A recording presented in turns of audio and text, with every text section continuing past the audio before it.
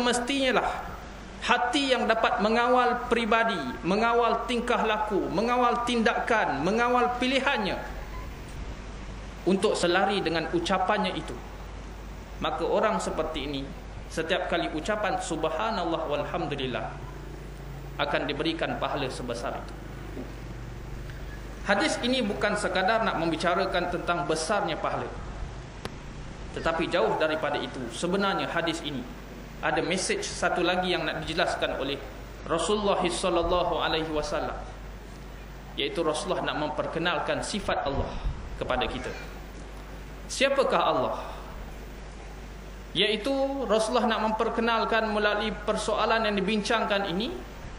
Kalaulah ucapan subhanallah walhamdulillah, dengan ucapan itu sekali saja keluar daripada lafaz mulut seseorang, dijanjikan dengan pahala sebegitu.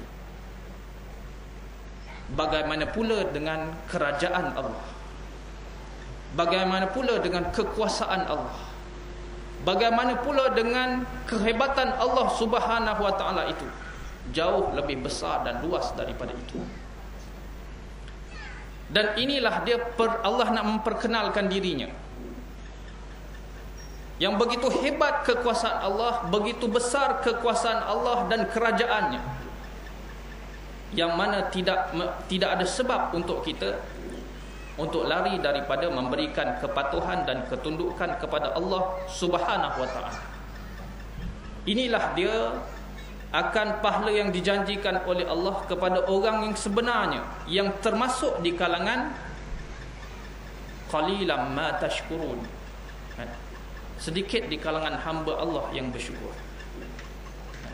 Dan orang yang sedikit inilah yang menikmati pahala-pahala seperti ini lantaran daripada kefahaman, keyakinan dan kepercayaan yang jelas dan tulen terhadap Allah Subhanahu wa taala.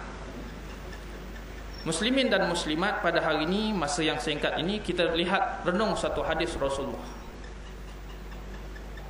Rasulullah sallallahu alaihi wasallam pernah didatangi oleh seorang sahabat. Sahabat itu bertanya Rasulullah, "Ya Rasulullah, qul li fil Islam qawlan la as'alu anhu ahadan ghairak. Qul amantu billah summa istaqim." Yang bermaksud, seorang sahabat satu hari bertemu Rasulullah. Rasulullah ni merupakan seorang pemimpin yang hidup dalam masyarakat. Rasulullah tidak ada istana. Rasulullah tidak ada singgahsana. Rasulullah tidak ada bodyguard yang kawal dia. Walaupun Rasulullah merupakan pemimpin yang dipilih oleh Allah untuk turun di atas muka bumi ini, untuk menegakkan khalifatullah, menegakkan kalimah Allah. Dan dalam sedikit masa, kalau kita belajar ilmu tamadun, pakar-pakar sejarah dan tamadun menyatakan, dalam mereka membuat analisis berkaitan dengan tamadun-tamadun yang muncul di atas muka bumi, mereka dengan ikhlas menyatakan, termasuk pengkaji-pengkaji barat, di antara semua tamadun dibandingkan dengan tamadun Fir'aun, Mesir purba, tamadun Cina, tamadun India, tamadun yang pernah berada di bumi Farsi dan sebagainya, dan kemudian tamadun yang diasaskan oleh seorang pemuda Arab yang bernama Muhammad. Antara semua tamadun ini, tamadun yang diasaskan oleh Muhammad ini merupakan tamadun yang paling cepat berkembang daripada kehidupan Badawi, iaitu kehidupan yang tertinggal, kehidupan yang bersifat barbarian, yang bersifat gasar, itu istilah-istilah tamadun, yang bersifat kuno. Dalam masa yang singkat, disebutkan dalam kajian mereka 25 tahun saja, tiba-tiba semua ciri ketamadunan berjaya dimiliki oleh kerajaan yang dipimpin oleh pemuda yang bernama Muhammad ini.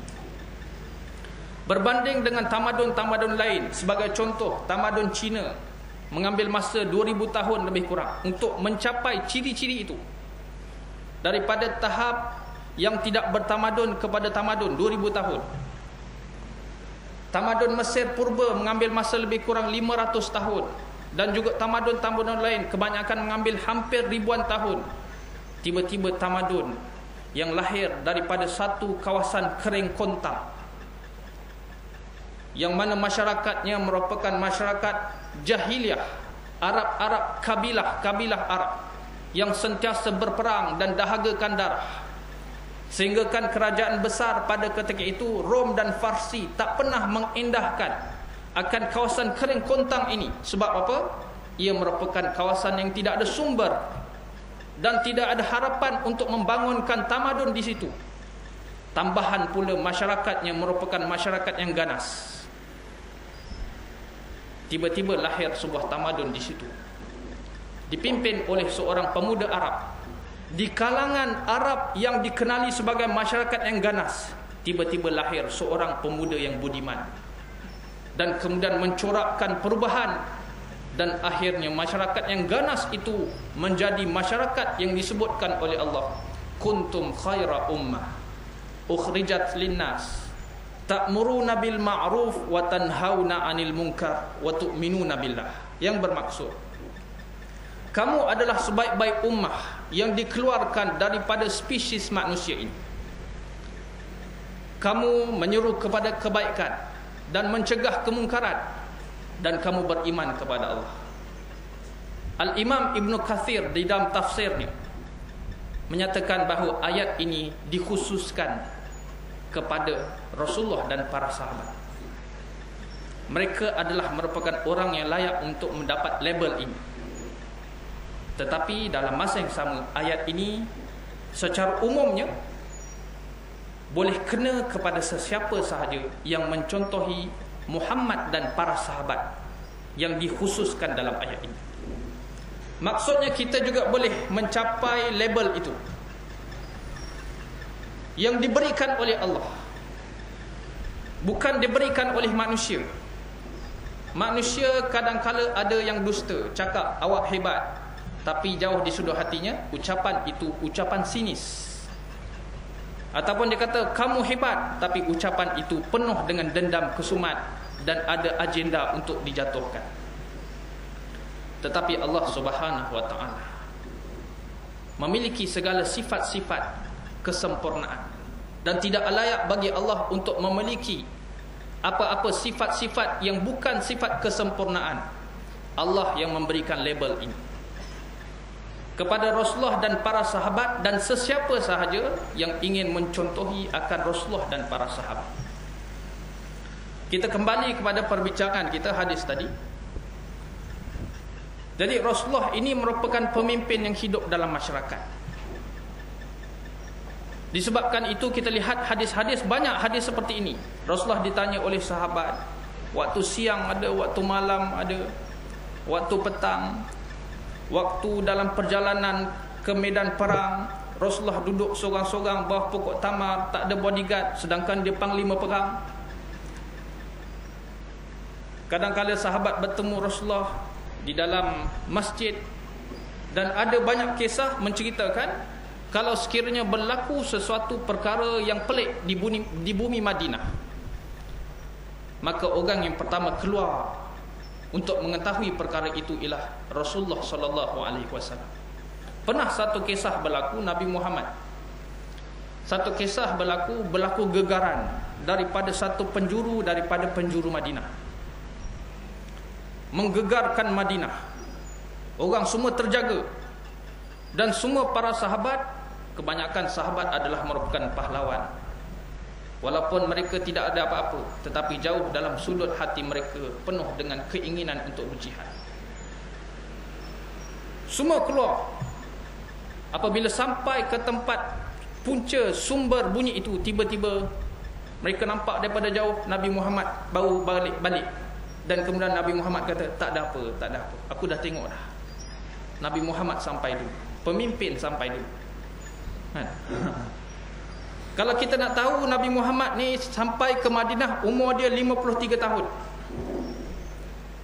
Dan kemudian berakhir riwayat Rasulullah 63 tahun, 10 tahun. Jadi umur dia lebih kurang begitu. tetapi dia masih lagi seorang yang menjadi orang pertama dalam setiap isu yang berlaku berada di hadapan. Bukan sekadar tanya bodyguard, apa yang berlaku? Oh itu bagus. Okay. Cerita betul tak tahu, orang tipu dia pun gitu dia. Jadi Rasulullah dia dapat first hand punya cerita sebab dia pergi sendiri. Jadi hadis ni Rasulullah didatangi oleh sahabat, lalu sahabat itu bertanya, kulli fil Islam, ya Rasulullah, beritahu aku satu perkara dalam Islam. La as'alu anhu ahadan ghairak, tak perlu lagi aku tanya orang lain selain daripada engkau ya Rasulullah. Kemudian Rasulullah kata, kul, katakanlah wahai sahabatku, amantu billah, aku telah beriman kepada Allah. Itu je. Summastaqim, kemudian hendaklah kamu beristiqamah. Jadi hari ini kita kupas hadis ni sikit, kemudian kita boleh balik. Jadi Rasulullah ditanya oleh sahabat perkara yang besar dan penting, apa dia? Rasulullah jawab satu perkara yang ringkas dan padat. Rasulullah kata, benda yang penting yang perlu kamu sebutkan, lepas ni tak perlu tanya orang, sebutlah selalu amantu billah, aku telah beriman kepada Allah. Ucapan itu saja. Persoalan ataupun yang jawapan yang dijawab oleh Rasulullah ini difahami oleh orang Arab itu dalam arti kata yang sebenarnya, sebab orang Arab ni dia tak perlu tafsir lagi, dia dah faham dah kan? Tapi kalau bila kita cerita kat sini, kita kena tafsir sikit, sebab itu adalah merupakan bahasa Arab yang diterjemahkan kan? Kalau orang Arab tu, sebab tu kita tengok hadis Rasulullah ringkas-ringkas, sahabat faham. Tapi kemudian sampai kepada kita zaman sekarang ni, terlalu banyak tafsir-tafsir. Contoh Sahih Bukhari kan, di sana ada Fathul Bari, berbelas